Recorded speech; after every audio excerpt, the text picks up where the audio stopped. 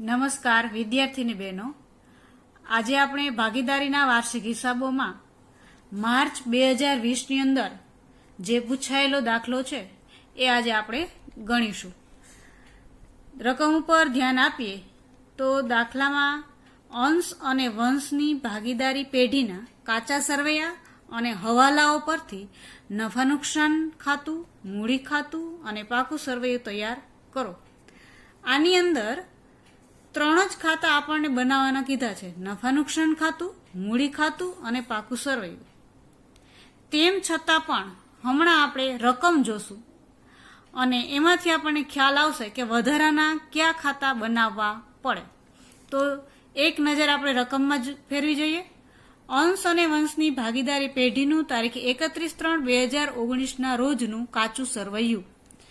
વિગત ઉધાર બાકી, જમા બાકી, મૂડી ખાતા આપેલા છે. મૂડી ખાતાની હંમેશા જમા બાકી હોય છે. માલ સ્ટોક આપેલો છે 31/3/2019. એટલે કે આનો અર્થ એવો થાય કે 31/3/2019 એટલે કે આ આખર સ્ટોક છે. આખર સ્ટોક જ્યારે કાચા સરવૈયામાં આપેલો હોય ત્યારે ફક્ત એની એક જ અસર આવે: પાકા સરવૈયામાં મિલકત લેણા બાજુ. રોકડ સિલક બેંકમાં ચાલુ ખાતે, એસબીઆઈની ફિક્સ ડિપોઝિટ, દેવાદારો લેણદારો, પગાર આપેલો છે, જમીન મકાન, યંત્રો, ફર્નિચર, વીમા પ્રીમિયમ, સ્ટેશનરી છપાવણી, ઘાલખાતા અને ઘાલખાતા નામત, જાહેરાત ખર્ચ, મુસાફરી ખર્ચ, વેપાર ખાતે. આ વેપાર ખાતે એટલે કે આ દાખલાની અંદર વેપાર ખાતું અગાઉથી બનાવેલું છે અને અહીંયા જમા બાકીમાં 61,800 આપેલા છે. એટલે કે વેપાર ખાતાનો કાચો નફો આ આપણને આપેલો છે. વંશની લોન આપેલી છે. વંશ એ ભાગીદાર છે. ભાગીદારે આપેલી લોન છે 60,000ની. વટાવા નામત છે 760. હવે કેટલાક હવાલાઓ છે એના ઉપર આપણે એક નજર નાખીએ. અંશ ₹4,000ની મૂળ કિંમતનો માલ અંગત વપરાશ માટે લઈ ગયો હતો, પરંતુ ચોપડે લખાયું નથી. તો વિદ્યાર્થીની બહેનો, અહીંયા આપણે જોઈએ કે 4,000ની કિંમતનો માલ અંશ લઈ જાય છે. અંશ કોણ છે? ભાગીદાર છે. કોઈ પણ ભાગીદાર પેઢીમાંથી કાંઈ પણ લઈ જાય, માલ લઈ જાય, મિલકત લઈ જાય કે રોકડ રકમ લઈ જાય તો એને ઉપાડ કહેવાય. એટલે આ ઉપાડથી ગયેલ માલ છે. કોઈ પણ રીતે માલ જાય તો ખરીદીમાંથી બાદ થાય. આ ખરીદી આપણે વેપાર ખાતામાં લખીએ છીએ. વેપાર ખાતાની ઉધાર બાજુ ખરીદી લખવાની હોય છે. તો આ હવાલા ઉપરથી આપણને એ સમજાય છે કે દાખલાની અંદર આપણને ફક્ત નફા નુકસાન ખાતું, મૂડી ખાતું અને પાકું સરવૈયું જ બનાવવાનું કીધું છે. તેમ છતાં પણ આપણે અહીં સુધારેલું વેપાર ખાતું બનાવવું પડશે.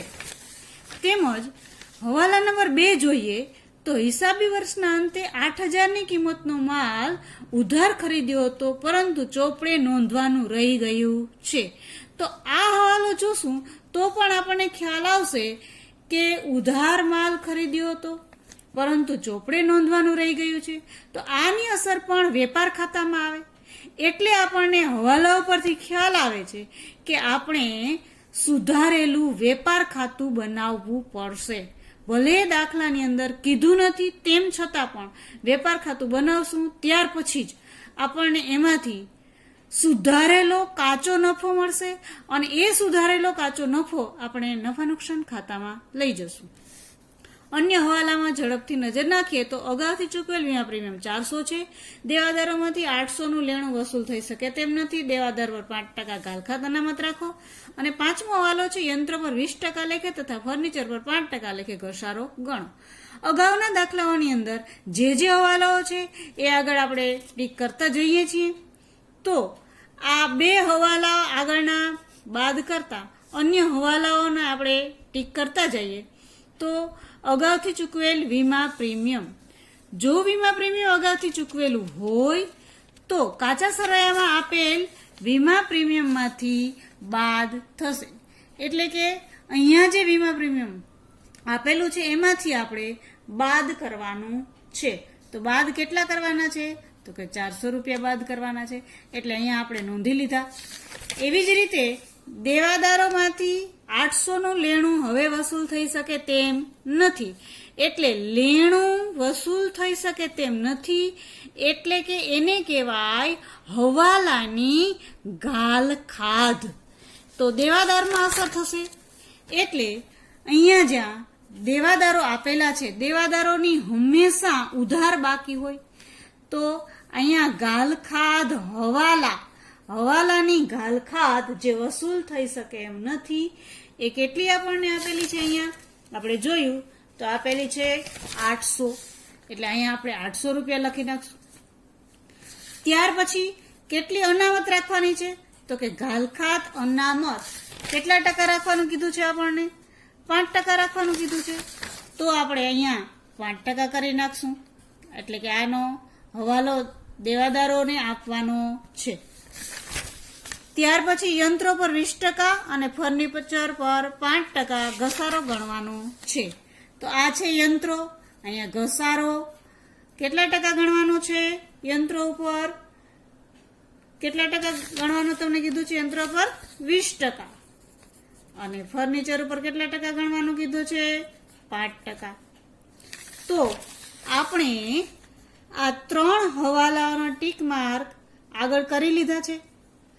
હવે ફરીથી પહેલા હવાલા ઉપર જઈએ, કારણ કે આપણે અહીં સુધારેલું વેપાર ખાતું બનાવવાનું છે. એટલે તો અંશ 4000 ની મૂળ કિંમતનો માલ અંગત વપરાશ માટે લઈ ગયો હતો, પરંતુ ચોપડે લખાયું નથી. આ અંશનો થયો ઉપાડ. તો ઉપાડ મૂડી ખાતામાં ઉધાર બાજુ લખાય. જો અહીં તમને કાચા સરવૈયાની અંદર ઉપાડ આપેલો હોય તો પેલા એ લખવાનો, ત્યારબાદ આ ઉપાડ મૂડી ખાતામાં લખવામાં આવશે. એટલે અહીં મેં ખાતા દોરેલા છે. મૂડી ખાતાની અંદર ઉધાર બાજુ, આ ઉધાર બાજુ છે, બરાબર. તારીખ આપણને આપી નથી, એટલે તારીખ અત્યારે કાંઈ નહીં લખીએ. પણ ઉપાડ જે આપેલો છે એ ઉપાડ કેટલો છે? તો કે 4000 છે. કોનો છે? તો કે અંશનો છે. એટલે અહીંયા આપણે લખશું ઉપાડ ખાતે 4000 અંશના ખાનામાં, જ્યારે વંશના ખાનામાં ડેશ. હવે આ ઉપાડ ખરીદીમાંથી બાદ થાય, એટલે ખરીદી લખાય વેપાર ખાતાની ઉધાર બાજુ. તો અહીંયા આપણે ખરીદી નથી. જો ખરીદી ના હોય તો જમા બાજુ પણ લખી શકાય, પરંતુ હવાલા નંબર 2 ની અંદર આપણને ખરીદી નથી નોંધેલી એવું કીધેલું છે. હિસાબી વર્ષના અંતે 8000 ની કિંમતનો માલ ઉધાર ખરીદ્યો હતો, પરંતુ ચોપડે નોંધવાનું રહી ગયું છે. તો આપણે ચોપડે નોંધશું, એટલે કે વેપાર ખાતાની ઉધાર બાજુ લખશું નહીં નોંધેલ ખરીદી. જે આપણે અંદરના ખાનામાં લખશું નહીં નોંધેલ ખરીદી છે 8000. હવે નહીં નોંધેલ ખરીદી 8000 છે. હવાલા નંબર 1 ની અંદર ઉપાડથી ગયેલ માલ 4000 છે. ઉપાડથી ગયેલ માલ એટલે અહીંયાથી આપણે બાદ કરશું ઉપાડથી ગયેલ માલ. તો ઉપાડથી ગયેલ માલ છે 4000. તો 8000 માઇનસ 4000 એટલે 12 ના ખાનામાં આવ્યા 4000. ઉપાડથી ગયેલ માલની એક અસર આપણે આપી અહીં મૂડી ખાતાની ઉધાર બાજુ અંશના ખાનામાં, જ્યારે આ બીજી અસર ખરીદીમાંથી બાદ થયા, એટલે 2 અસર થઈ ગઈ. જો અહીંયા ખરીદી આપેલી ના હોય તો આ ઉપાડથી ગયેલ માલને અહીંયા જમા બાજુ પણ લખી શકાય. હવે બીજા હવાલાની બીજી અસર એટલે કે નહીં નોંધેલ ખરીદી 8000 આપણે અહીંયા તો લખી, તો ખરીદીનો કોની સાથે સંબંધ છે? ખરીદીનો સંબંધ લેણદારોની સાથે છે. તો આપણે જોશું રકમની અંદર કે લેણદારોની હંમેશા જમા બાકી હોય. તો લેણદારો 24000 ના છે.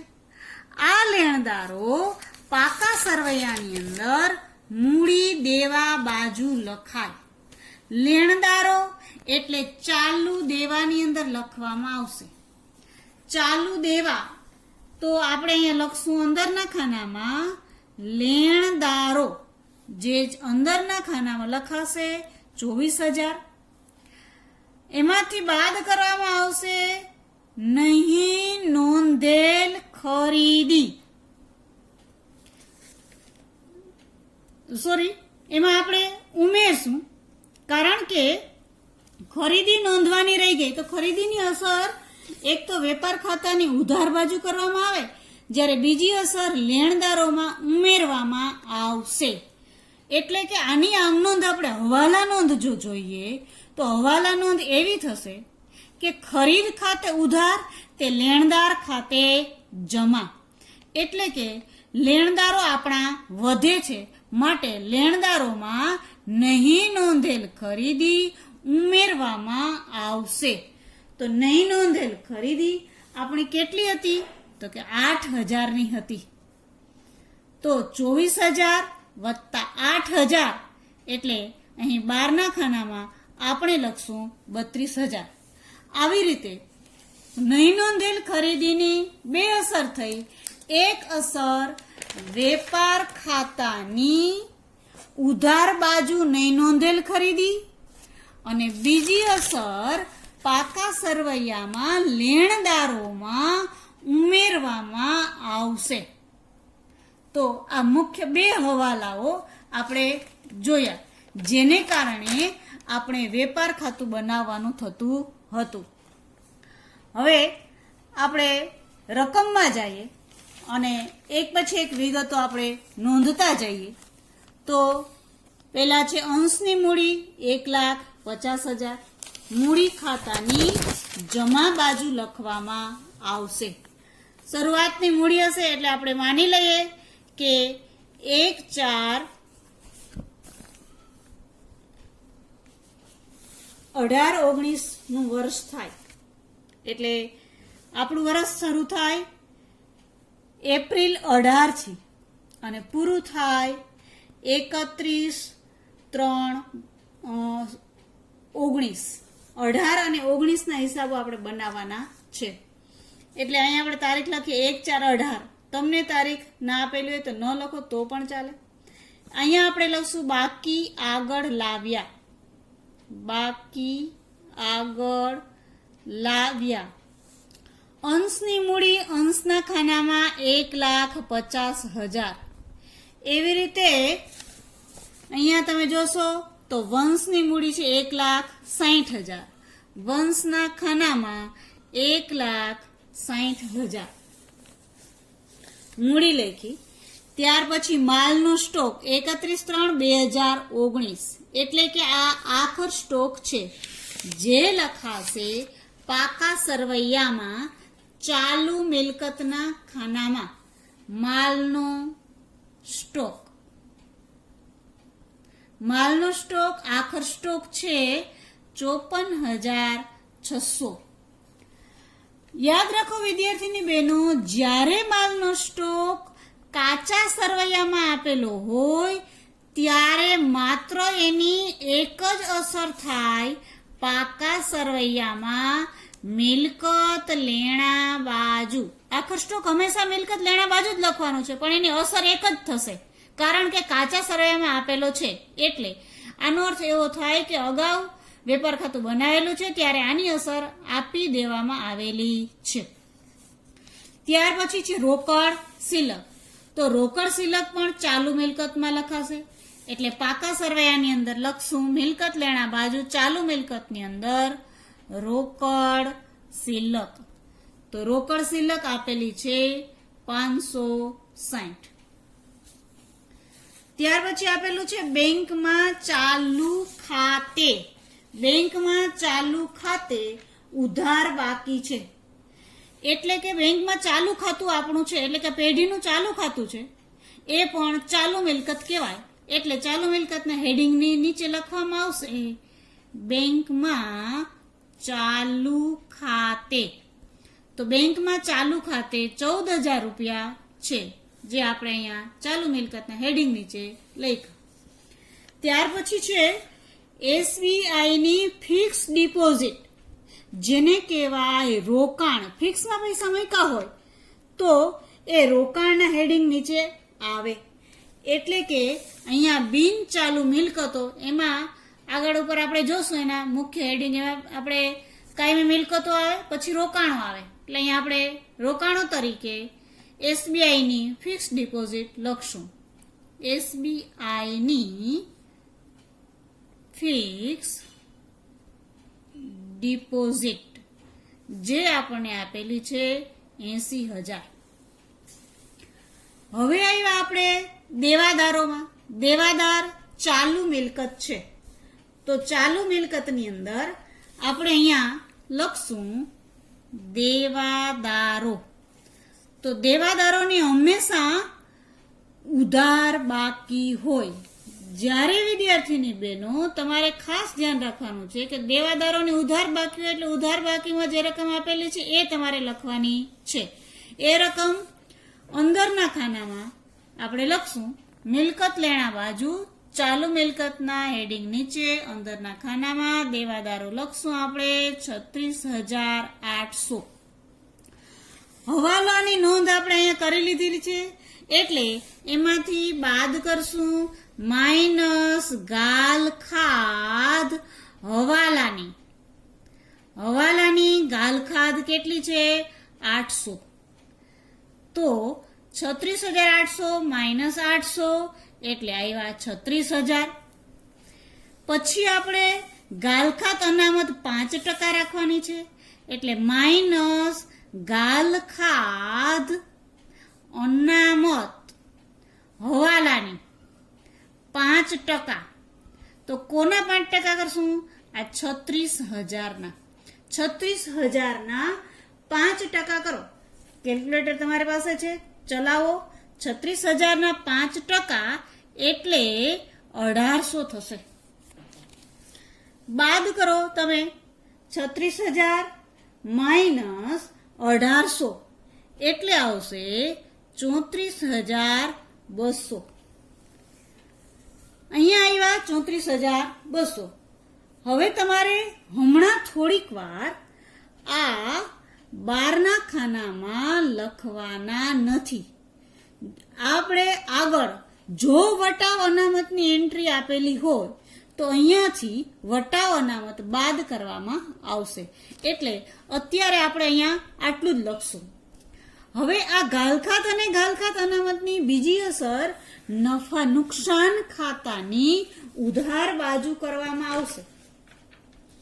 એટલે નફા નુકસાન ખાતાની ઉધાર બાજુ આપણે જે અન્ય ખર્ચ કે નુકસાન છે એ હેડિંગ નીચે લખશું. આગળ આપણે અગાઉના ઉદાહરણોમાં સમજી ગયા છે એમ પેલા લખાય ગાલખાદ કાચા સરવૈયાની, એમાં ઉમેરાય ગાલખાદ હવાલાની, એમાં ઉમેરવામાં આવે ગાલખાદ અનામત હવાલાનું. આ ત્રણેયનો સરવાળો થાય. એમાંથી બાદ કરવાનું છે ગાલખાદ અનામત કાચા સરવૈયાનું. વિદ્યાર્થીની બહેનો ખાસ યાદ રાખો, આ ફોર્મ આ જ રીતે આવશે. આ 4 વસ્તુમાંથી જે આપેલું હોય લખવાનું, ન આપેલું એ નહીં લખવાનું. હવે આપણે જોશું તો કે ગાલખાદ કાચા સરવૈયાની. ગાલખાદ કાચા સરવૈયા એટલે કાચા સરવૈયામાં જોવાનું કે ગાલખાદ આપણને આપેલી છે તો કે હા ભાઈ ગાલખાદ કાચા સરવૈયાની. ગાલખાદની હંમેશા ઉધાર બાકી હોય. ઉધાર બાકીમાં જોવાનું કે ગાલખાદ કેટલી છે? 400. તો આપણે અહીંયા લખશું 400 ગાલખાદ કાચા સરવૈયાની. ગાલખાદ હવાલાની જે આપણે હમણાં હવાલામાં ગણી એટલે કે અહીંયા દેવાદારોમાંથી આપણે જે બાદ કરી છે એ 800 રૂપિયા. એ ગાલખાદ હવાલાની 800 રૂપિયા લખશું. ગાલખાત અનામત હવાલાનું એ પણ આપણે અહીંયા હમણાં 5% લેખે ગણતરી કરી એટલે 1,800 રૂપિયા છે. એ લખશું આપણે 1,800 રૂપિયા. 400 + 800 + 1,800 એટલે કે કુલ રકમ થઈ આપણી અહીંયા 3000 રૂપિયા. આ ત્રણેયનો સરવાળો 3000 થયો. બાદ ગાલખાત અનામત કાચા સરવૈયાની, તો રકમની અંદર ગાલખાત અનામત જમા બાકીમાં આપેલું હોય. અહીંયા તમે જોશો જમા બાકીમાં ગાલખાત અનામત 2000 આપેલું છે, એ આપણે અહીંથી બાદ કરશું. તો 2000 બાદ કર્યા એટલે 12ના ખાનાની અંદર 1000 રૂપિયા આવશે.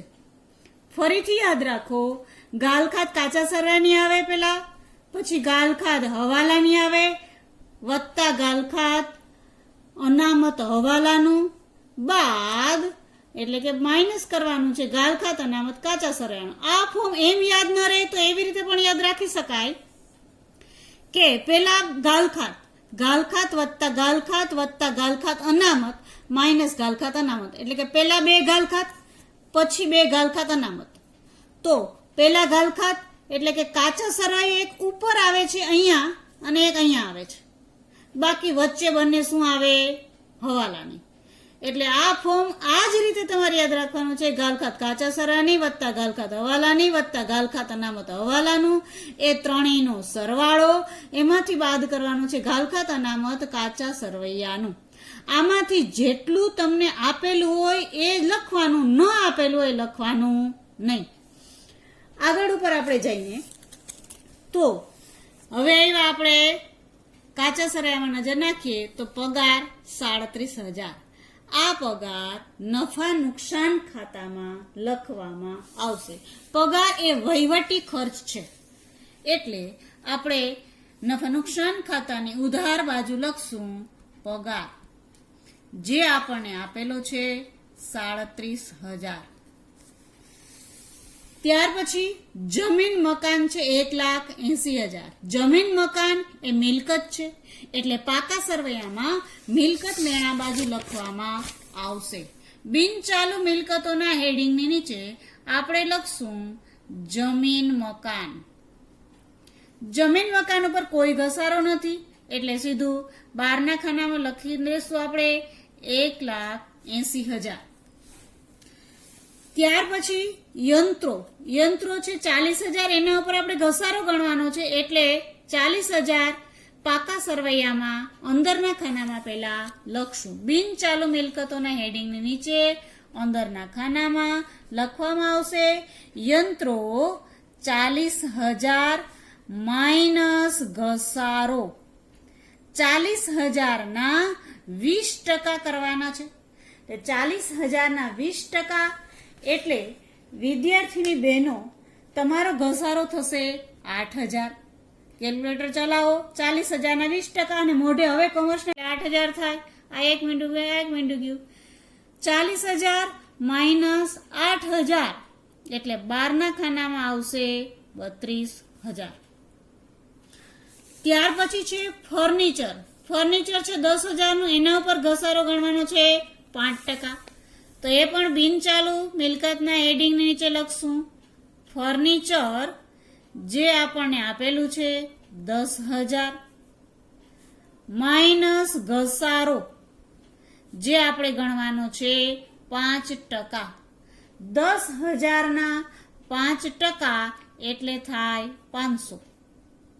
એટલે 12ના ખાના 10,000 માઇનસ 500 એટલે અહીંયા આવશે 9,500.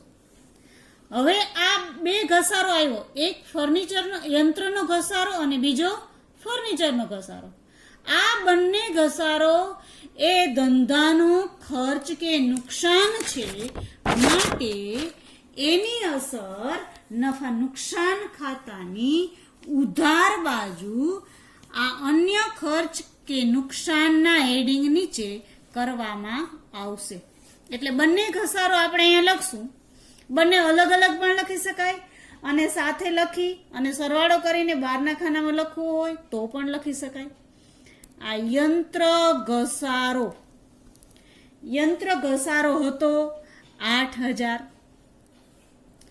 અને ફર્નિચર ઘસારો, તો ફર્નિચર ઘસારો હતો 500. કુલ ઘસારો થયો 8,500.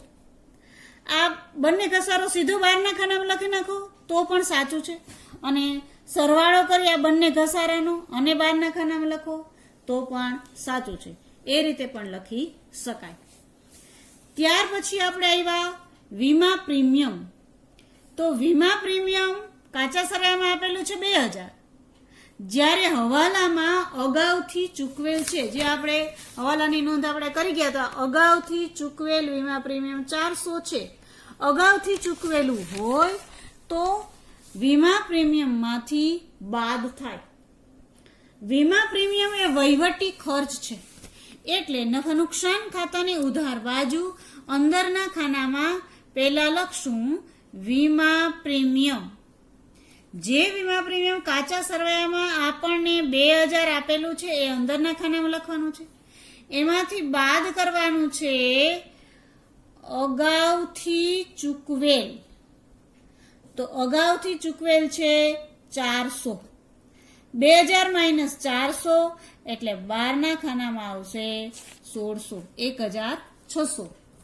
હવે અગાઉથી ચૂકવેલ વીમા પ્રીમિયમ એટલે કે આજની તારીખમાં આપણે ચૂકવવાનું નહોતું, તેમ છતાં આપણે ચૂકવી દીધું છે.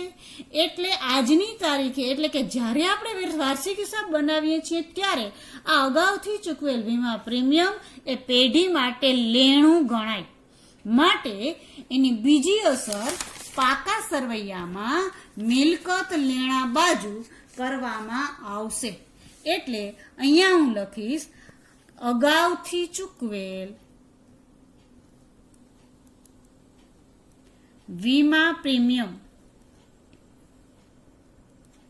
જે અગાઉથી ચૂકવેલ વીમા પ્રીમિયમ એ કેટલું હતું, આપણે હવાલામાં હતું એ જ લખવાનું છે.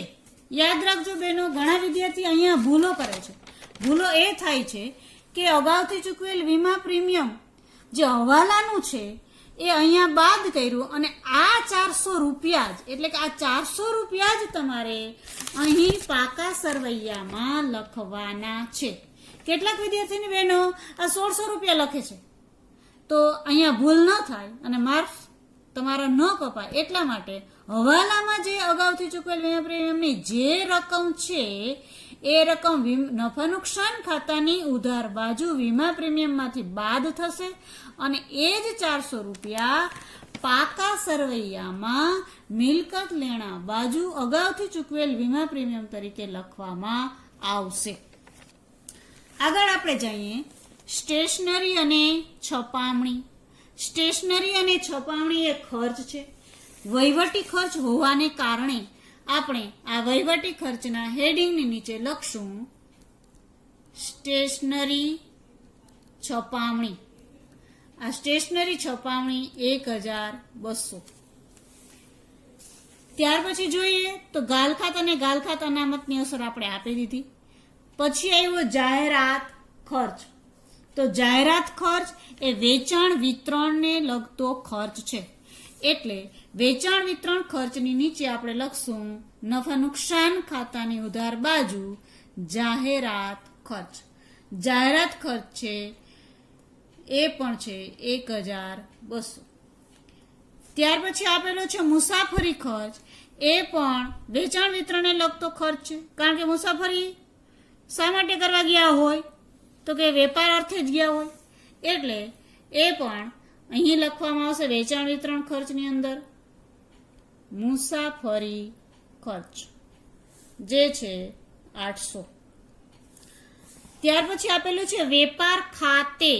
એટલે કે અગાઉ આપણે વાત કરી એમ વેપાર ખાતું અગાઉ બનાવેલું છે, એની અહીંયા જમા બાકી આપેલી છે. આ જમા બાકી એટલે કે વેપાર ખાતાનો કાચો નફો. આ કાચો નફો આપણે જે સુધારેલું વેપાર ખાતું અહીં બનાવેલું છે એની જમા બાજુ લખશું. આપણે લખશું વેપાર ખાતે કાચો નફો. આ વેપાર ખાતું આ દાખલામાં અગાઉથી બનાવેલું હતું, એટલા માટે આપણે અહીં કાચા સરયાની અંદર આપેલું છે. આ કાચો નફો આપણે સુધારેલ વેપાર ખાતાની જમા બાજુ લખવાનો થાય છે. 61,800. એક જ અસર અહીંયા આપવાની છે, ખાસ ધ્યાન રાખજો. ત્યાર પછી છે વંશની લોન. વંશ ભાગીદાર છે. કોઈ પણ ભાગીદારે લોન આપેલી હોય તો પેઢીએ લીધેલી લોન કહેવાય. પેઢીએ લીધેલી લોન જે બિન ચાલુ દેવું છે, એટલે બિન ચાલુ દેવાની અંદર અહીંયા લખશું વંશની લોન. લોન છે 60,000ની, એટલે અહીંયા આપણે 60,000ની લોન તો લખી નાખી, પણ કૌંસમાં કંઈક આપેલું છે 1,10,18. તો આનો અર્થ એવો થાય કે વંશે પેઢીને 1/10/18 ના રોજ 60,000ની લોન આપેલી છે. તો આપણે અત્યારે હિસાબો કઈ તારીખે કરીએ છીએ? 31/3/19. એટલે કે આપણે 1/10/18 થી 31/3/19 સુધીનું વ્યાજ પેઢીએ ચૂકવવું પડશે. તો કેટલા માસ થયા? તમે ગણતરી કરશો તો 10, 11, 12 એટલે આ 18ની સાલ પૂરી થઈ, અને 1, 2, 3 એટલે 19ની સાલ આવી, એટલે કે 6 માસ થયા. કેટલા માસ થયા તમારે? 6 માસ. આગળની ટેસ્ટમાં મેં તમને પ્રશ્ન પૂછ્યો હતો કે કોઈ ભાગીદારે પેઢીને લોન આપેલી હોય અને જો કરારનામું બનાવેલું ના હોય તો કેટલા ટકા વ્યાજ ગણાય? તો અહીંયા તમારે આ પ્રશ્ન બરાબર યાદ રાખવો પડશે, કારણ કે હવાલામાં ક્યાંય વ્યાજ અંગે કોઈ ઉલ્લેખ નથી. આને આપણે ગર્ભિત હવાલો કહેશું. જ્યારે આવી રીતે તમને તારીખ આપેલી હોય, કોઈ ભાગીદારે પેઢીને લોન આપી હોય તો 6% લેખે વ્યાજ ગણવું પડે. એટલે કે પેઢીએ ભાગીદારને 6% ફરજિયાત વ્યાજ આપવું પડે. જો દાખલામાં ઉલ્લેખ હોય કે ના હોય, આ તમારે ફરજિયાત ગોખવું જ પડશે અને ફરજિયાત યાદ રાખવું જ પડશે. દાખલાની અંદર ક્યાંય આમાં આપેલું નથી, હવાલામાં પણ નથી આપેલું ને અહીંયા પણ કાચા સરેયામાં પણ ક્યાંય આપેલું નથી. એટલા માટે અગાઉ ટેસ્ટમાં મેં તમને આ જ પ્રશ્ન પૂછેલો છે કે કેટલા ટકા વ્યાજ ગણાય? તો અહીં તમારે યાદ રાખવું પડશે કે 6% વ્યાજ ગણાય. તમને ઊંઘમાંથી ઉઠાડીને પણ કોઈ પૂછે કે એક ભાગીદારે પેઢીને લોન આપેલી છે તો કેટલા ટકા વ્યાજ ગણશો? તો તમારે આ યાદ રાખવું પડશે કે 6% લેખે વ્યાજ ગણવાનું છે. પછી તમારે તારીખ ધ્યાનમાં લેવાની. જે તારીખે લોન આપેલી હોય એ તારીખથી શરૂ કરી અને હિસાબી તારીખ સુધીના મંથ ગણવાના છે. એટલા માસનું તમારે વ્યાજ ગણવાનું છે. તમને પ્રેક્ટિસ થાય એટલા માટે હું અહીં તમને વ્યાજ ગણીને બતાવું છું. બાકી કેલ્ક્યુલેટરમાં સીધું પણ ગણી શકાય. વ્યાજ ગણવા માટે I = PRN/100. P એટલે કે લોનની રકમ અહીંયા 60,000 છે. R એટલે 6% છે અને N એટલે કે મેં તમને કીધું એમ વ્યાજ ગણવાનું છે 1/10/18 થી 31/3/19 સુધીનું. તો સુધીના કેટલા માસ થયા? બરાબર 6 માસ થાય છે. તો અહીંયા N બરાબર લખાશે 6/100 ગુણ્યા અહીંયા માસ છે એટલે છેદમાં આવે 12. તો આ 2 મીંડાથી 2 મીંડા, 6 એકા 6, 6 દુ 12, આ 6 દુ 12 અને અહીંયા આવ્યા 3 દુ 6, 3 6 18. કેટલું વ્યાજ આવ્યું? કેટલા રૂપિયા વ્યાજ મળ્યું? કેલ્ક્યુલેટરમાં પણ તમે ગણતરી કરી શકો છો. લોન પર વ્યાજ તમારું આવ્યું 1800 રૂપિયા વ્યાજ આવ્યું. 3 છક 18, અહીંયા 2 મીંડા છે એટલે 1800 રૂપિયા વ્યાજ. તો 1800 રૂપિયા પેઢીએ ભાગીદારને ચૂકવવા પડશે. અત્યારે ચૂકવા નથી એટલે ચાલુ દેવું ગણાય. એટલે એક અસર મૂડી દેવા બાજુ, લોન પર વ્યાજ, ચૂકવવા બાકી.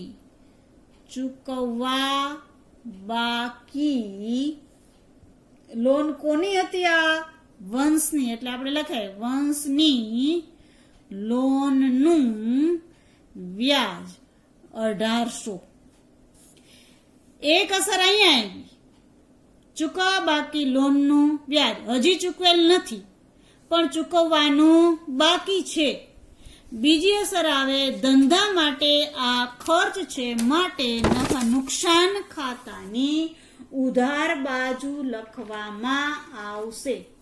નફા નુકસાન ખાતાની ઉધાર બાજુ નાણાકીય ખર્ચના હેડિંગની નીચે વંશની લોનનું વ્યાજ, વંશની લોનનું વ્યાજ જે આપણે 1800 રૂપિયા ગણેલું છે તે. ત્યાર પછી આપણે આગળ જઈએ તો વટાવ અનામત. મેં તમને કીધેલું હતું કે જ્યારે પાકા સરવૈયાની અંદર દેવાદારોમાં ગાલખાત અને ગાલખાત અનામતના હવાલા ગણાઈ જાય પછી જો તમને વટાવ અનામત અહીંયા કાચા સરવૈયામાં આપેલું હોય અને કોઈ જ સૂચના આપવામાં આવેલી ના હોય ત્યારે આ વટાવ અનામત એ દેવાદારોમાંથી બાદ કરવામાં આવશે. આ વટાવ અનામત કાચા સરવૈયાનું છે. તમને વટાવ અનામત અંગે કોઈ સૂચના નથી માટે તમારે દેવાદારમાંથી બાદ કરવાનું છે. એટલે પાકા સરવૈયામાં અહીંયા બાદ કરશું વટાવ અનામત જે તમને કાચા સરવૈયામાં આપેલું છે 760 રૂપિયા. એટલે 12ના ખાનામાં આવશે 33,440. આની ફક્ત એક જ અસર થશે, દેવાદારોમાંથી બાદ. એટલે આ બાબત ખાસ ધ્યાન રાખવાની છે તમારે કે જ્યારે વટાવ અનામત કાચા સરવૈયામાં આપેલું હોય ત્યારે બીજું કાંઈ કહેવામાં આવેલું ન હોય, તો કાંઈ હવાલામાં કોઈ સૂચના ના હોય તો તમારે આ વટાવ અનામત દેવાદારોમાંથી બાદ કરવાનું થશે. એટલે આમ જોઈએ તો આ પણ એક તમારા માટે ગર્ભિત હવાલો થઈ જાય છે. તો બધી જ એન્ટ્રી આપણે આપી દીધી છે. એટલે હવે આપણે સરવાળા કરીશું. સરવાળા કરવા માટે તમારી પાસે કેલ્ક્યુલેટર છે જ. અહીં જુઓ તો તમારો સરવાળો આવશે 61,800. આ 61,800 માંથી અહીંયા પણ આપણે સરવાળો લખીએ 61,800. 61,800 માંથી 4,000 બાદ કરો. એટલે બાદ કરીને જુઓ, કેલ્ક્યુલેટર ચલાવો. 61,800 માઇનસ 4,000 બરાબર તમારે આવ્યા 57,800. આને આપણે કહેશું સુધારેલો કાચો નફો. આ છે સુધારેલ કાચો નફો. આ સુધારેલ કાચો નફો તમારે નફા નુકસાન ખાતે લઈ જવાનો છે માટે અહીંયા લખશું નફા નુકસાન ખાતે લઈ ગયા. આ ધ્યાન રાખજો, સુધારેલ કાચો નફો છે.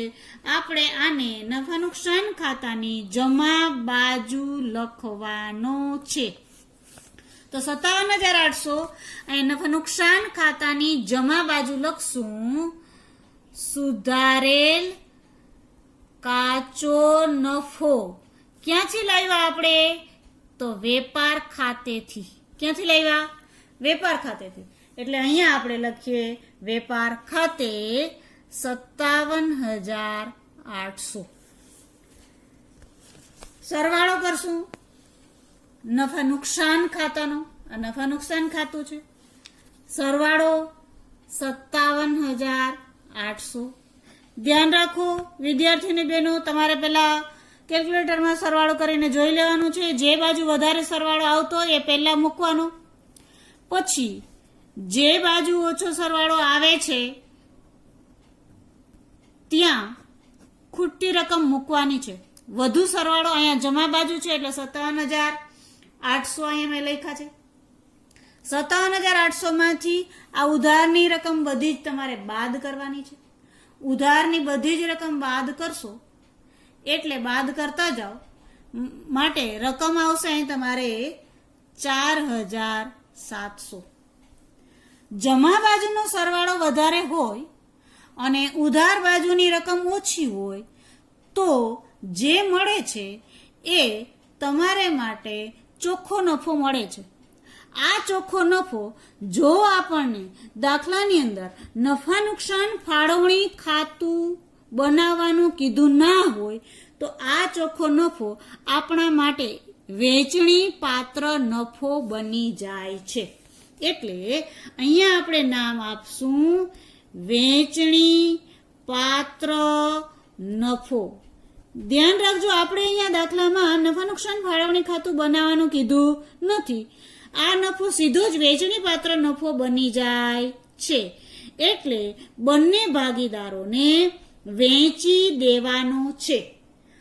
બંને ભાગીદારોને અંશ અને વંશ, અંશ અને વંશને વેચી દેવાનો છે. તમે જોશો તો ઉપર કાંઈ સૂચના નથી આપી. અંશ અને વંશની ભાગીદારી પેઢીનું પાકું સ્વરૂપ એમ આપેલું છે. હલ આમાં પણ કોઈ સૂચના આપેલી નથી કે કઈ રીતે નફો વેચવો. ત્યારે તમારે ફરીથી ભાગીદારી કાયદાની જોગવાઈઓને યાદ કરવી પડશે. જ્યારે દાખલામાં નફા નુકસાન વેચણીનું પ્રમાણ આપેલું ના હોય ત્યારે નફો કે ખોટ સરખે હિસ્સે વેચવામાં આવશે. એટલે કે બંનેના સરખા ભાગે વેચી દેવાનું છે. બેયને અડધો અડધો ભાગ આપી દેવાનો છે. 4,700 ભાગ્યા 2 કરો એટલે અંશને આવશે 2,350 અને વંશને પણ આવશે 2,350. આ અંદરના ખાનામાં તમારે અહીંયા બતાવવાના છે. અહીંયા બતાવ્યા બહારના ખાનામાં છે 4,700. આ બંનેને મળે છે. ભાગીદારો માટે આવક થઈ એટલે એમના મૂડી ખાતે જમા કરો. મૂડી ખાતાની જમા બાજુ વર્ષના અંતે મળે છે એટલે લખશું 31/3/19. લખશું નફા નુકસાન ખાતે. આપણને નફો અહીંયા નફા નુકસાન ખાતામાંથી મળ્યો છે એટલે નફા નુકસાન ખાતે આપણે લખશું. જો નફા નુકસાન ફાળવણી ખાતું બનાવેલું હોય તો અહીંયા લખવામાં આવશે નફા નુકસાન ફાળવણી ખાતે. અંશના ખાનામાં 2,350 એવી રીતે વંશના ખાનામાં પણ 2,350. સરવાળો કરીશું બંનેના ખાનાનો. અહીંયા જમા બાજુના સરવાળો વધારે છે. અહીંયા સરવાળો આવ્યો 1,52,350. જ્યારે બીજાનો સરવાળો છે 1,62,350. બાકી શોધીશું આપણે. સરવાળા મૂકી દઈએ અહીંયા 1,52,350, 1,62,350. 1,52,350 માઇનસ 4,000 એટલે આવશે 1,48,350. અહીંયા કાંઈ જ બાદ કરવાનું નથી, એમને મૂકી દેશું 1,62,350. ઉધાર બાજુ લખશું બાકી આગળ લઈ ગયા. તારીખ આવશે 31/3/19. આખર તારીખ લખશું. આજે બાકી આવી એ આપણે પાકા સરવૈયામાં મૂડી દેવા બાજુ લખાશે. આને કહેવાય આખરની મૂડી. આ બાકી આગળ લઈ ગયા જે આપણે લખ્યું છે એ શું કહેવાશું એને? આખરની મૂડી, જે પાકા સરવૈયામાં મૂડી દેવા બાજુ લખવાની છે. તો આવો પાકા સરવૈયામાં મૂડી દેવા બાજુ ભાગીદારોના નામ લખવામાં આવશે. અંદરના ખાનાની અંદર અંશ, જેમની મૂડી છે 1,48,350. એ જ રીતે વંશની મૂડી છે 1,62,350. બંનેનો સરવાળો કરી 12ના ખાનામાં લખશું 3,10,700. તો આ થઈ ગઈ મૂડી. હવે પાકા સરવૈયાનો સરવાળો કરવાનો છે. યાદ રાખો વિદ્યાર્થીની બહેનો, પાકા સરવૈયાનો સરવાળો હંમેશા બંને બાજુ સરખો આવે. એટલે જો તમારે પરીક્ષા કરી અને બંને બાજુ લખી નાખવાનું થશે. સરવાળો થાય છે 4,04,500. 4,04,500. આ બાજુ પણ 4,04,500. પાકા સરવાળાનો બંને બાજુનો સરવાળો તમને સરખો મળી જાય તો તમારો દાખલો સાચો છે એમ સમજવું. આ દાખલો માર્ચ 2020ની અંદર પૂછાયેલો છે. એટલે તમને આ પ્રકારનો દાખલો પરીક્ષામાં પૂછાઈ શકે, માટે આજે પ્રેક્ટિસ માટે તમને ગણાવેલો છે. તો તમે સ્વાધ્યાયના દાખલા હોમવર્કમાં પ્રેક્ટિસ માટે ગણશો.